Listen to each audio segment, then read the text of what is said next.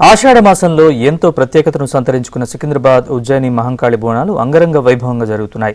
తెల్లవారుజాము నుంచే అమ్మవారి దర్శనానికి భక్తులు బారులు తీరారు. జోరున వర్షం కురుస్తున్నా సరే అమ్మవారి ఆలయానికి భక్తులు క్యూ కట్టారు. మహంకాళి అమ్మవారికి బోనం సమర్పించి మొక్కులు చెల్లించుకుంటున్నారు భక్తులు. పెద్ద సంఖ్యలో తరలి రానుండటంతో ఎలాంటి ఇబ్బంది కలగకుండా ప్రభుత్వం ప్రత్యేక ఏర్పాట్లు చేసింది.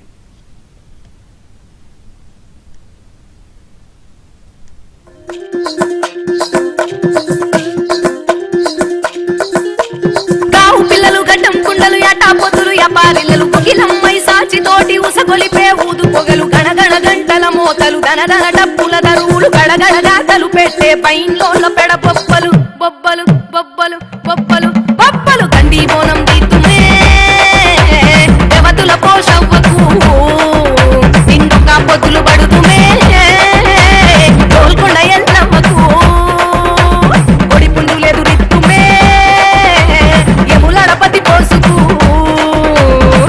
పూజలు చేతుమే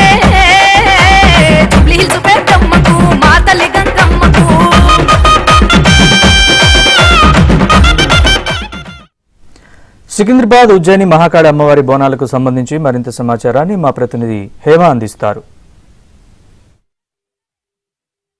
అమ్మవారి ఆలయం దగ్గర భక్తులు మాత్రం కిటకిటలాడుతున్నారు. ఒక వైపు వర్షం పడుతున్నా సరే మరొక వైపు భక్తులు మాత్రం భక్తి శ్రద్ధలతో బోనాలను సమర్పించడానికి క్యూ లైన్ లో వేచున్నారు. ఇక్కడ మనం పరిస్థితులు కూడా చూడొచ్చు.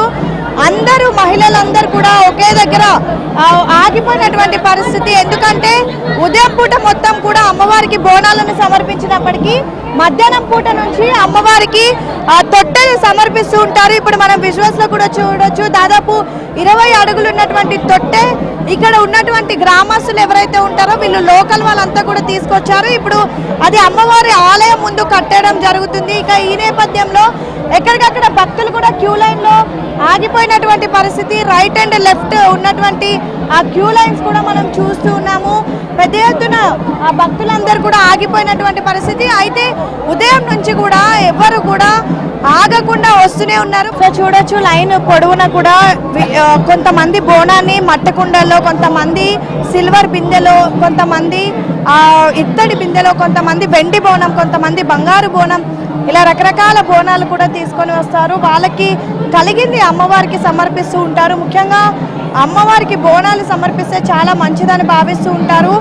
ఈరోజు అమ్మవారిని దర్శనం చేసుకుంటే ఇంకా మంచి జరుగుతుంది అని భావిస్తారు. అందుకే ఉదయం నుంచి కూడా పెద్ద ఎత్తున మనం చూసే రాజకీయ నాయకులంతా పోటెత్తినటువంటి పరిస్థితి. ఇటు కాంగ్రెస్ ప్రభుత్వానికి సంబంధించినటువంటి మంత్రులు, ఎమ్మెల్యేలు, ముఖ్యమంత్రితో పాటుగా బీజేపీ, బీఆర్ఎస్ కి సంబంధించినటువంటి లీడర్స్, మంత్రి మల్లారెడ్డి కానివ్వండి, BJP MP Kishan Reddy, CS Shanthakumari, IPS ఆఫీసర్లు, ఐఏఎస్ ఆఫీసర్లు, ఇలా డిఫరెంట్ రంగానికి సంబంధించినటువంటి ఆఫీసర్స్ అంతా కూడా ఉదయం నుంచి సికింద్రాబాద్లో ఉన్నటువంటి శ్రీ ఉజ్జయిని మహంకాళి అమ్మవారికి క్యూ కట్టారు. ఇక మనం పరిస్థితి చూడొచ్చు.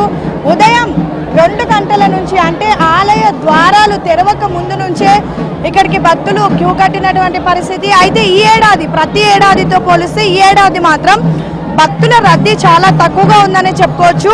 ప్రతి ఏడాది ఆలయానికి ఉన్నటువంటి నలువైపులా ఏవైతే దారిలు, క్యూ లైన్స్ ఉంటాయో అన్నీ కూడా మూసుకుంటాయి, అన్నీ కూడా నిండిపోయి ఉంటాయి. కానీ ఈసారి మాత్రం భక్తులు చాలా తక్కువగా వచ్చారు. ఎందుకంటే ప్రతి ఏడు కూడా బోనాలు సమర్పించడానికి వచ్చినటువంటి సమయంలో పెద్ద ఎత్తున క్యూ లైన్లో వేచి ఉండాల్సినటువంటి పరిస్థితే కానివ్వండి, లేదంటే బోనాలు తలపైన పెట్టుకొని ఎక్కువసేపు లైన్లో ఉండాల్సినటువంటి పరిస్థితి ఏర్పడుతున్నటువంటి నేపథ్యంలో ఈ సంవత్సరం మాత్రం ఆషాఢం మొదలైనప్పటి నుంచే, అంటే గోల్కొండ బోనాలు ప్రారంభమైనప్పటి నుంచి నిన్నటి వరకు కూడా కంటిన్యూగా అమ్మవారికి బోనాలను సమర్పిస్తున్నారు. ఇప్పుడు కూడా ఒకవైపు శివశక్తులు, మరోవైపు జంట నగరాలకు సంబంధించినటువంటి భక్తులు, యావత్ తెలంగాణ రాష్ట్రానికి సంబంధించినటువంటి భక్తులతో అయితే శ్రీ ఉజ్జయిని మహంకాళి అమ్మవారి ఆలయం కిటకిటలాడుతుందనే చెప్పుకోవచ్చు. ఇక ఈ క్యూ అనేది, ఈ బోనాలు సమర్పించడం అనేది రాత్రి వరకు కూడా జరుగుతుంది. రేపు ఉదయం అమ్మవారికి